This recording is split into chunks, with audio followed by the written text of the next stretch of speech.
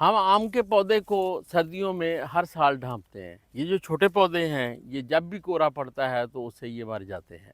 तो चूँकि हमारे पास कवरिंग के अलावा, पौधों को ढांपने के अलावा कोई और मुस्तनद और मोतबर तरीका नहीं है, तो इसलिए हम फिर या तो छापे लगा के या फिर स्ट्रक्चर बना के पराली से ढांप देते हैं, या फिर हम प्लास्टिक से ढांप देते हैं।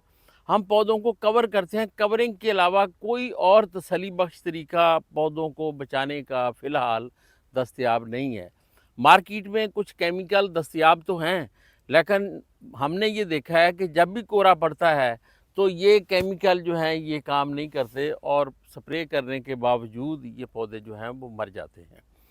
अच्छा, जब भी रात का टेम्परेचर 3 डिग्री सेंटीग्रेड से नीचे आता है तो फिर पौधों के मरने के इम्कान शुरू हो जाते हैं, और जैसे जैसे टेम्परेचर नीचे गिरता है तो ये बात यकीनी हो जाती है कि ये पौधे अब नहीं बचेंगे। तो अगर हम आज पौधों की कवरिंग का सही तरीक़ाकार सीख लें तो आप यकीन रखें कि कोहरे से आपके पौधे मुतासर नहीं होंगे। इन पौधों की कवरिंग करते हुए आपने 3 चीज़ों का ख्याल रखना है। एक, ये पौधे के गिर्द 3 फुट तक को जो जगह है वो बिल्कुल साफ़ होनी चाहिए। यहाँ कोई घास नहीं होनी चाहिए, कोई पत्ते गिरे नहीं होने चाहिए, कोई मल्च पड़ी ना हो, ये बिल्कुल जगह साफ़ हो।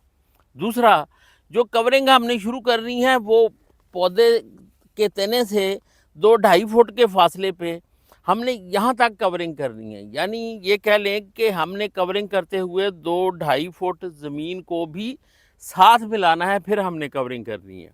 और तीसरा, हमने ये जो सूरज वाली साइड है, इधर से हमने थोड़ी सी जगह को खाली रखना है ताकि यहाँ से रोशनी अंदर दाखिल हो सके। अब मेरा ख्याल आप इन 3 चीज़ों को समझ गए होंगे। 3 सादा सी बातें हैं, इनको समझना बिल्कुल मुश्किल नहीं है। पहली गल की है कि असी पौधे दे नाल 3 फुट तक जगह बिल्कुल साफ रखनी है, तो ये गल हुण भुल्लण वाली तो कोई नहीं। तो दूसरी जिहड़ी अहम गल है कि असी ਜਿਹੜੇ ਛਾਪੇ ਲਾਣੇ ਨੇ ਜਾਂ ਅਸੀਂ ਪਲਾਸਟਿਕ ਲਾਣੀ ਹੈ, ਉਹ ਅਸੀਂ 2-2.5 ਫੁੱਟ ਜਗ੍ਹਾ ਉਹ ਨਾਲ ਕਵਰ ਕਰਨੀ ਹੈ। ਉਹ ਕਵਰਿੰਗ ਇੱਥੋਂ ਤੱਕ ਹੋਣੀ ਚਾਹੀਦੀ ਹੈ, ਉਹਨੂੰ ਪੌਦੇ ਦੇ ਮੁੱਢ ਨਾਲ ਨਹੀਂ ਬੰਨ੍ਹ ਦੇਣਾ, ਇੱਥੋਂ ਤੱਕ ਲੈ ਕੇ ਆਉਣਾ। ਤੇ ਤੀਸਰਾ, ਦੁਪਹਿਰ ਨੂੰ ਜਿੱਧਰੋਂ ਸੂਰਜ ਨੇ ਆਉਣਾ ਜਨੂਬ ਵਾਲੀ ਸਾਈਡ, ਉਹ ਅਸੀਂ ਜਗ੍ਹਾ ਥੋੜ੍ਹੀ ਜਿਹੀ ਇੱਧਰੋਂ ਖੁੱਲ੍ਹੀ ਰੱਖਣੀ ਹੈ ਤਾਂ ਕਿ ਸੂਰਜ ਦੀ ਰੋਸ਼ਨੀ ਦਿਨ ਦੇ ਟਾਈਮ ਅੰਦਰ ਜਾ ਸਕੇ और वो इस ज़मीन तक पहुँच सके जिहड़ी असी साफ़ की है, जिहड़ी कवरिंग दे अंदर है।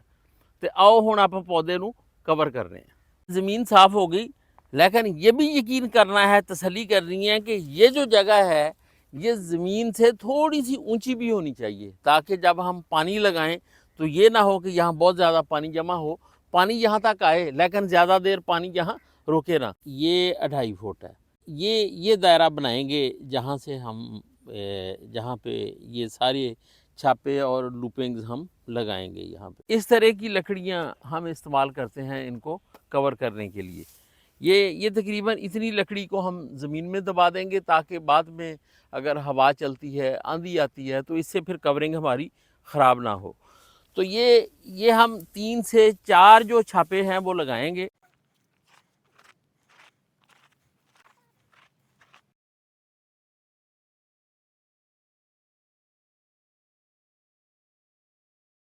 ये जो तना है इसको अच्छी तरह इसको कवर कर दें, ये पैडी से, घास से, पराली से।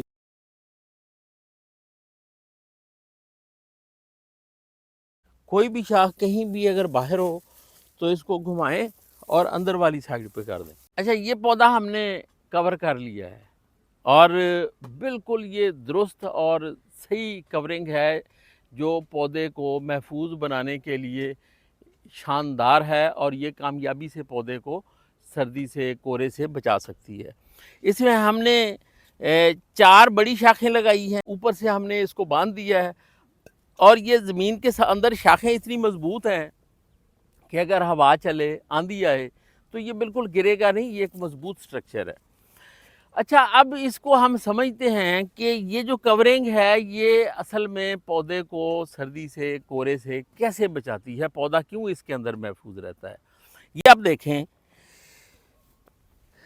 कि जो इसका मैकेनिज़्म है वो क्या है। दिन के वक्त सूरज की रोशनी अंदर आती है और इस जगह को गर्म करती रहती है। ये जगह सारा दिन सूरज की रोशनी से ये गर्म होती रहती है और फिर शाम को, रात को जब सूरज डूब जाता है तो फिर इसी जगह से हरारत निकलना शुरू होती है जो दिन के वक्त इस ज़मीन ने जज़ब की थी।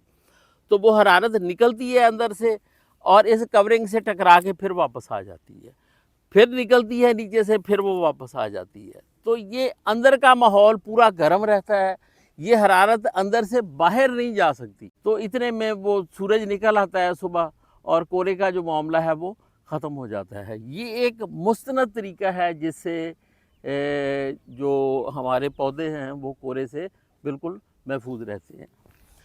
लेकिन सर्दियों में अगर हम देखें कि ये पत्ते जो हैं वो गिरना शुरू हो गए हैं, बाज़-औक़ात बारिश आ जाती है, कोई आंधी आती है या सूखने के बाद वैसे भी ये बाज़-औक़ात गिर जाते हैं। अगर ये गिर जाएँ तो फिर भी पौधा कोहरे से मुतासर हो सकता है। तो फिर हमने क्या करना है कि फ़ौरी तौर पे घास, पराली, कोई चीज़ वो हमने इसके ऊपर जो है वो फैला देनी है। फिर वो पराली वही काम करेगी जो पहले पत्ते कर रहे। ये हो सकता है कि जब ज़्यादा कोहरा पड़े, बाहर कोहरा पड़ा हुआ हो, यहाँ पे भी कोहरा पड़ सकता है कि इसके ऊपर पानी जमा हुआ है, बाहर जमा हुआ है सारा।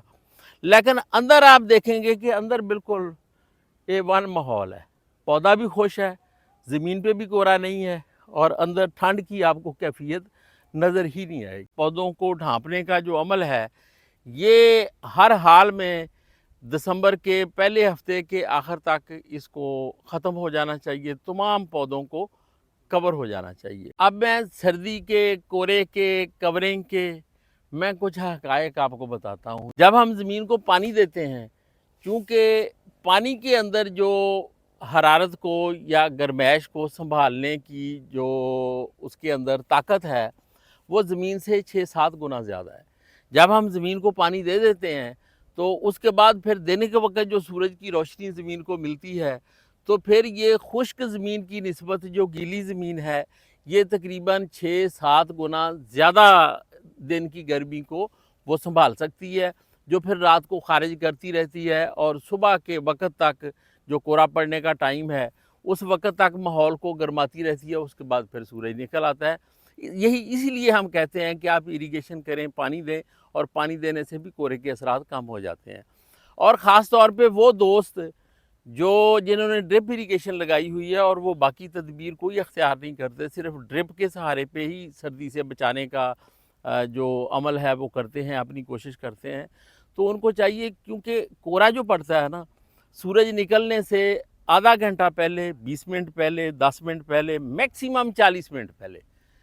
तो इसलिए अगर वो 3 साढ़े 3 बजे अपने ड्रिपर चला दें, जो स्प्रिंकलर हैं उनको चला दें और 1 घंटा चलते रहने दें, तो वो भी फिर नीचे जो जगह है वहाँ से वो जो गर्म पानी वहाँ पे गिरता है, क्योंकि पानी उस वक्त टेम्परेचर उसका ज़्यादा होता है, तो वो भी पौधों को महफूज बना लेता है। तो फिर उस सूरत में आपको ज़्यादा कवरिंग की ज़रूरत नहीं पड़ती। तो ये दूसरा, आपने ये सुना होगा जब भी बादल होते हैं तो कोहरा नहीं पड़ता। तो इसकी बुनियादी वजह क्या है? रात के वक्त जो ज़मीन से हरारत निकलती है वो बादलों से टकरा के वापस आ जाती है। जितनी गर्माइश ज़मीन से निकलेगी वो बादलों से टकरा के फिर वापस आ जाएगी। तो नीचे वाला माहौल ज़्यादा ठंडा ही नहीं हो पाता, तो इसलिए कोहरा पड़ता ही नहीं है। कोहरा तो उस वक्त पड़ेगा ना जब रात का टेम्परेचर जो है वो 3 डिग्री सेंटीग्रेड से या 2 डिग्री सेंटीग्रेड से कम होगा। तो दूसरी सूरत में तो कोहरा बिल्कुल नहीं पड़ेगा। तो यही काम हमने कवरिंग में किया है कि ये जगह गर्म होगी, इसकी हरारत निकलेगी और जो काम आसमान के नीचे बादल कर रहे हैं, अब वही काम ये कवरिंग कर रही है और ये जो हरारत है ये ऊपर से फिर नीचे आ रही है, वापस नीचे की तरफ आ रही है और इस माहौल को इसने दोबारा से पूरा गर्म किया हुआ है। एक दिलचस्प जो हकीकत है वो क्या है, हवा जब ठंडी होती है तो ये नीचे की तरफ बैठती है। जब हमें महकमा मौसमियात या कहीं से भी ये पता चलता है कि आज कम से कम दर्जा हरारत 6 डिग्री सेंटीग्रेड रहेगा, तो ये आपको पता है कि ये दर्जा हरारत किस जगह का होता है? ये ज़मीन से 6 फुट ऊपर से ये लेते हैं टेम्परेचर। और जो ज़मीन के साथ पहला फुट है उसका टेम्परेचर इस टेम्परेचर से 3 डिग्री सेंटीग्रेड कम होता है।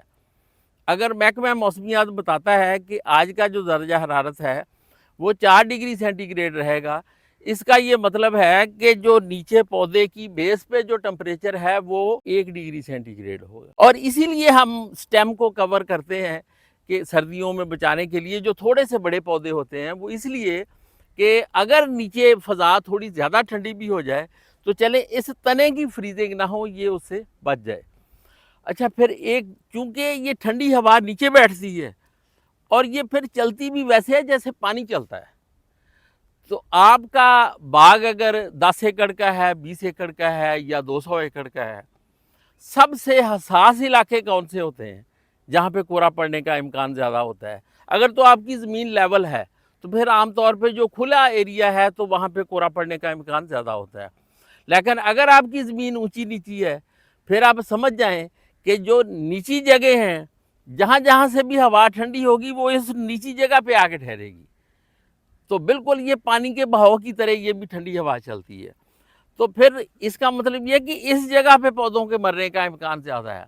तो इसलिए आपने ये ज़हन में ज़रूर रखना है कि हमारे कौन कौन से बाग के हिस्से हैं जो बाकी बाग से ज़्यादा नीचे हैं।